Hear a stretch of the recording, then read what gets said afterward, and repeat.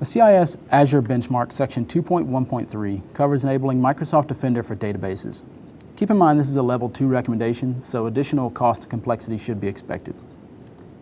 This plan covers all the most popular databases in Azure, including Azure SQL, Azure SQL for Machines, open source relational databases such as MariaDB, MySQL, and PostgreSQL, as well as the Azure Cosmos DB.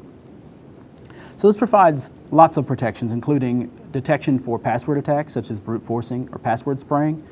It includes exploit detection, so things like SQL injection or other anomalous SQL traffic that might be hitting your database. It also includes unusual data exports, so things like data exfiltration, whether that's a small amount of data going to an unknown location or a large amount of data, even if it stays within your Azure environment.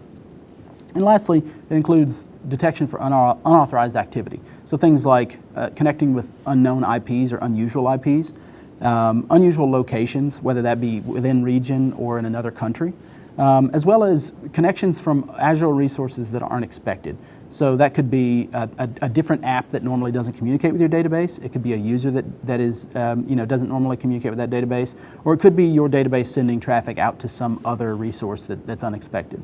And that is both within your Azure subscription as well as other devices elsewhere in the Azure environment. This supports both hybrid and multi-cloud environments.